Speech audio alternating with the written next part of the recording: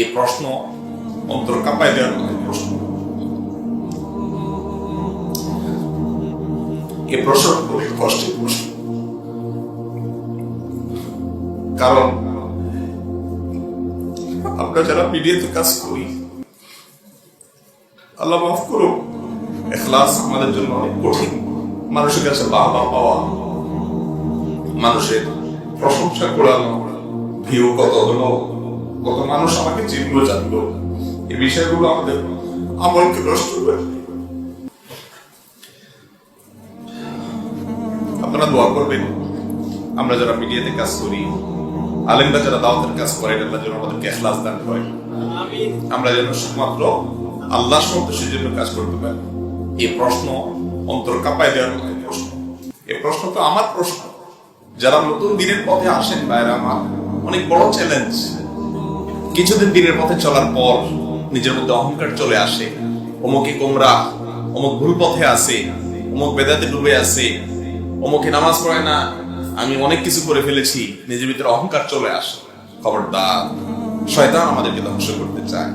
এই জায়গায় আল্লাহর কাছে আশ্রয় প্রার্থনা করতে হবে, মনে করতে হবে যে আমি বহু ভালো কাজ করার পরও হয়তো কোনো কারণে আমার রবকে অসন্তুষ্ট করে ফেলেছি। আমার গন্তব্য যদি কিয়ামতের দিন জাহান্নাম হয়, আর কোন মানুষ যাকে আমি মনে করি সে কিছুই করতেছে না, আল্লাহর কাছে হয়তো সে কোনো আমলের কারণে অনেক প্রিয় হয়ে গেছে, আর যদি কিয়ামতের দিন সে জান্নাতের পথ ধরে, তাহলে সে আমার চেয়ে শ্রেষ্ঠ।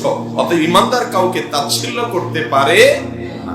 কিন্তু রাখো, বিশেষ করে আমার জন্য আমি দোয়া চাই, আপনারা দোয়া করবেন যেন আল্লাহ রাব্বুল আলামিন সত্য রিয়া, লৌকিকতা, লোক দেখানো, লোক শোনানো, মানুষের বাবার কারণে আমাদের আমল ইখলাস নষ্ট হয়ে না যায়। হাজার হাজার মানুষ কথা শুনছে, লক্ষ লক্ষ মানুষ আমল করে, জীবনের পরিবর্তন আনে। এই অহংকারে মানুষকে দেখানো, মানুষকে শোনানো, বাহবা পাওয়ার উদ্দেশ্য যেন না থাকে। অন্তরের গভীর থেকে আমি আপনাদের কাছে বিনীতভাবে আহ্বান করি, এই মুহূর্তে দোয়া করেন আল্লাহ যেন আমাদের সবাইকে ইখলাস দান করেন, আমাদের নিয়তের মধ্যে যেন আল্লাহ তাআলা বরকত দান করেন, আমাদের নিয়তের মধ্যে যেন আল্লাহ রাব্বুল আলামিন এই শিরকে খাফি বা লোক দেখানো, লোক শোনানো, এই ভয়াবহ ফিতনা বাঁচা কঠিন। মাঝে মধ্যে মনে চায় যে সরে যায় মিডিয়া থেকে, কারণ কি হবে সমস্ত আমল করে যদি সেটা জাহান্নামে যাওয়ার কারণ। আল্লাহ রাব্বুল আলামিন আমাদের সবাইকে হেফাজত করুন। একটা ভয়ঙ্কর হাদিস বলেছেন, এই হাদিসটা যতবার পড়ি থরথর করে আত্মাটা কাঁপে। কিয়ামতের দিন আল্লাহ তাআলা অনেক শহীদকে বলবেন তুমি জাহান্নামে যাবে। সে বলবে আল্লাহ আমি জাহান্নামে যাব, আমি তো রক্ত দিয়েছি তোমার জন্য, লিইলাই কালিমাতিল্লাহ, আমার দেহের তাজা রক্ত দিয়ে আমি শহীদ হয়েছি, জানাজা ছাড়া আমার দাফন হয়েছে, আমি তো জান্নাতে যাব। আল্লাহ বলবে না, তুমি শহীদ হয়েছো এই কারণে যে লোকজন তোমাকে বীর বলবে, বীর, বাহাদুর।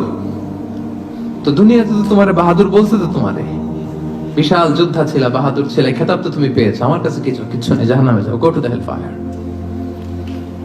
অনেক দানশীলকে আল্লাহ বলবে জাহান্নামে যাও। সে বলবে আল্লাহ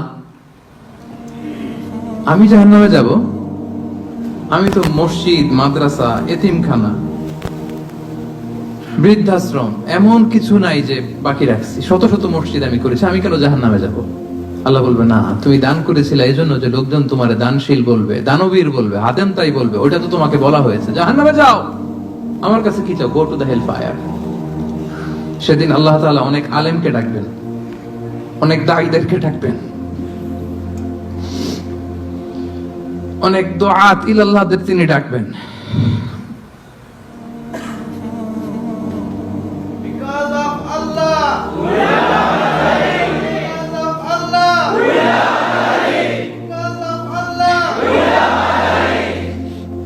সেদিন অনেক দুআত ইলাল্লাহদেরকে ডেকে আল্লাহ বলবেন যে তুমিও জাহান্নামে যাবে। সে বলবে আল্লাহ কেন? আমি মানুষকে কোরআন শিখিয়েছি, আমি মানুষকে হাদিস শিখিয়েছি, আমার কথা শুনে অনেক নামাজ ধরেছে, আমার কথা শুনে অনেকে দাড়ি রেখেছে, আগে সুদ খেত, আমার কথা শুনে সুদ বন্ধ করেছে, আমার কথা শুনে তো আল্লাহ এরা নামাজি হয়ে গিয়েছে। দ্য এন্টায়ার সোসাইটি সুদ বন্ধ করেছে, নামাজ ধরেছে, তারা ফরজ যাকাত দিত, আল্লাহ আমি কেন জাহান্নামে যাব? আল্লাহ বলবেন তুমি এই দাওয়াতি কাজ করেছো, লোকজন তোমাকে বড় আলেম বলবে, লোকজন তোমাকে বড় সেলিব্রিটি বলবে, লোকজন তোমার নামে তাকবীর দিবে, তোমাকে বড় আলেম বলবে, বড় দাঈ বলবে। এটা তো বলা হতো তোমাকে দুনিয়াতে, আল্লামা বলে ডাকা হতো তোমাকে, বাহরুল উলুম বলা হতো তোমাকে, জ্ঞানের সাগর, অনেক বড় দাঈ, অনেক বড় সেলিব্রিটি তোমাকে বলা হতো এই দুনিয়াতে। তো যা চেয়েছো তা তো পেয়েছো, আমার কাছে কি চাও? আমার কাছে তোমার জন্য কিছু নাই। Go to the hell fire, তুমি জাহান্নামে যাও। আল্লাহ ওইরকম আলেম হওয়া থেকে আমাদেরকে তুমি বাঁচাও, ওইরকম দাঈ হওয়া থেকে তুমি আমাদেরকে বাঁচাও। আমি তোমাকে এমন একটা হাদিস শোনাবো, হাদাসানিহি রাসূলুল্লাহ ফি হাযাল বাইত মা মা'ানা আহাদুন গায়রি ওয়া গায়রু। আমি আর নবী ছাড়া এই ঘরে কেউ ছিলাম না। এই কথা বলার পর আবু হুরায়রা আবার বেহুশ হয়ে গেছে। কি এমন হাদিস, এই হাদিস বলতে পারে না। আবু হুরায়রা রাদিয়াল্লাহু তাআলা আবার বলে, আমি তোমাকে এমন একটা হাদিস শোনাবো, নবীজি এই ঘরে এই জায়গায় বসে হাদিসটা আমাকে শোনাইছে, আমি আর আল্লাহ নবী ছাড়া কেউ শুনে নাই। হাদিসটা আমি শুনছি, বুঝছি, আবার ভালোভাবে অনুধাবন করছি। আবার আবু হুরায়রা বেহুশ হয়ে গেছে 4 বার। আবার হুঁশ ফিরে আসার পর ফালাম্মা মাররা খাররান আলা ওয়াজহি মালা খাররান আলা ওয়াজহি, আবু হুরায়রা মাটির মধ্যে পড়ে যাওয়ার উপক্রম, আস্তাগফিরু আলাইয়া, আমি আবু হুরায়রার শরীরটা আমার শরীরের সাথে লাগাইলাম। দীর্ঘ সময় পর্যন্ত আমি তাকে এইভাবে আটকায় রাখলাম। হুঁশ ফিরে আসার পর আবু হুরায়রা বললেন, ইন্নাল্লাহা ইযা কানা ইয়াউমুল কিয়ামা ইয়ানজিলু ইলাল ইবাদ।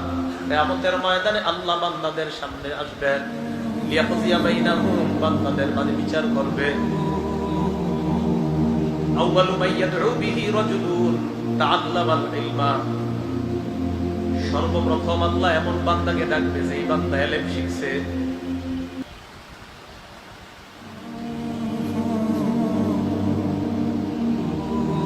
এরপর ডাকবে রাজুলুন কুতিলা ফি সাবিলিল্লাহ, যেই ব্যক্তি আল্লাহর রাস্তায় শহীদ হয়েছে এমন বান্দাকে ডাকবে। এরপর ডাকবে রাজুলুন কাসীরুল মাল, সম্পদশালীকে আল্লাহ ডাকবে। প্রথমে আলেমকে আল্লাহ বলবে, আলাম উআল্লিমকা মা আনজালতু আলা রাসূলি, আমি কি তোমাকে এমন বিদ্যা শিক্ষা দেই নাই যে বিদ্যা আমি আমার নবীর উপর নাযিল করেছিলাম। ফামা আমিলতা ফীমা উল্লিমতা, তোমাকে যে বিদ্যা শিখানো হয়েছে কি আমল তুমি করেছো বলো। আলেম জবাব দিবে, আকুমু বিহি আনা আল-লাইলি ওয়া আনা আন-নাহার, আমি সকাল সন্ধ্যা আমল করছি, মানুষকে শিখাইছি। আল্লাহ বলবে, কাযাবতা, তুমি মিথ্যা বলছো। ওয়া তাকুলুল মালাইকাতু কাযাবতা, ফেরেশতারাও সাথে সাথে বলবে তুমি মিথ্যা বলছো। আলেমকে আল্লাহ বলবে তুমি মিথ্যা বলছো, ফেরেশতারা বলবে তুমি মিথ্যা বলছো।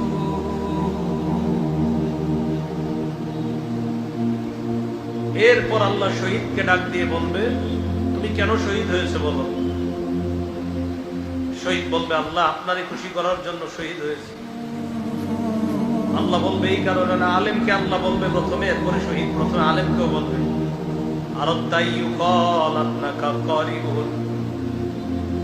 তুমি চেয়েছো জনগণ যেন তোমাকে বড় আলেম বলে, মুফতি মুহাদ্দিস বলে।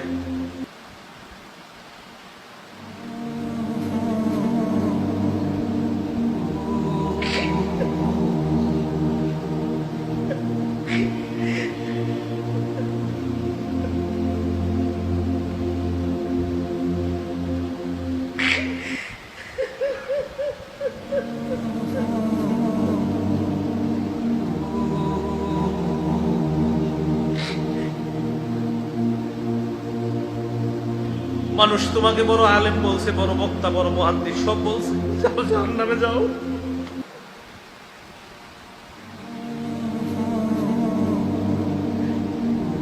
শহীদকে বলবে তুমি লড়াই করছো, মানুষ তোমাকে বাহাদুর বলবে এই কারণে, দুনিয়াতে বাহাদুর বলছে, যাও জাহান্নামে যাও।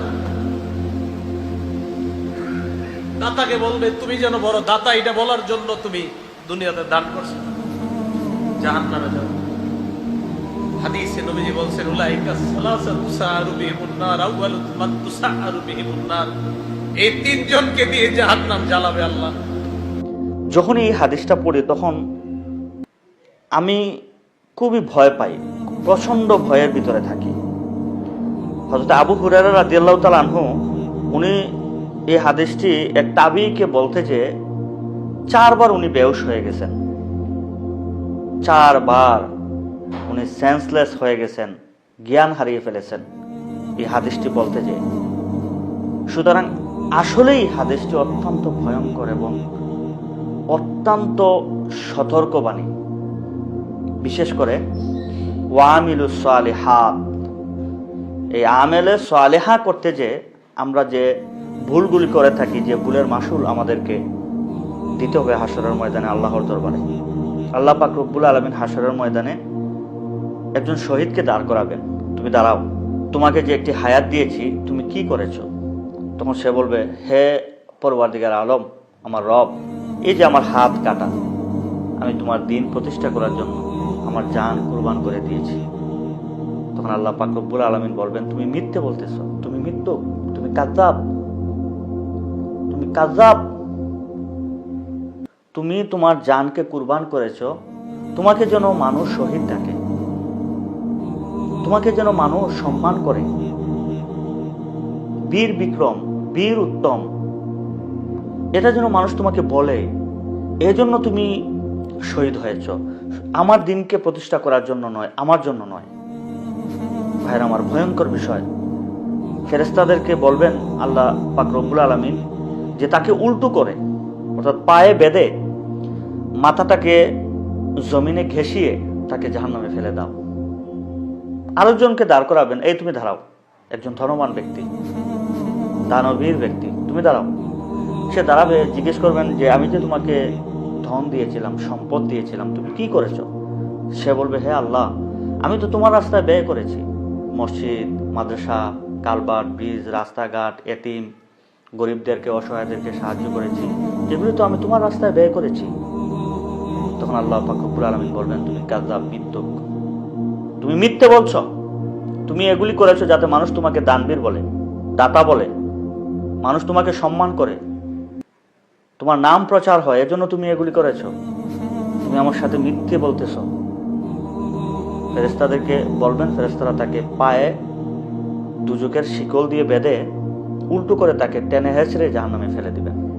ভাইরা আমার, অত্যন্ত ভয়ঙ্কর হাদিসটি। আল্লাহ পাক রব্বুল আলামিন কিছু আলিমদেরকে ডাক দিয়ে দাঁড় করাবেন, তুমি উঠো, তোমাকে যে আমি ইলম দিয়েছিলাম, জ্ঞান দিয়েছিলাম, শিক্ষা দিয়েছিলাম, মেধা দিয়েছিলাম, প্রজ্ঞা দিয়েছিলাম, বক্তব্য দেওয়ার যে একটা স্পিড দিয়েছিলাম, এগুলো তুমি কি করেছো? তখন সে বলবে, হে আল্লাহ জাল্লা জালালুহু ওয়া নাওয়ালুহু, এগুলি তো তোমার দিন প্রচারের কাজে লাগিয়েছি। আমি মাদ্রাসায় শিক্ষা দিয়েছি, মসজিদে খুতবা দিয়েছি, পৃথিবীর আনাচে কানাচে ঘুরে ঘুরে তোমার দিন প্রচার করেছি, দিনের দাওয়াত দিয়েছি।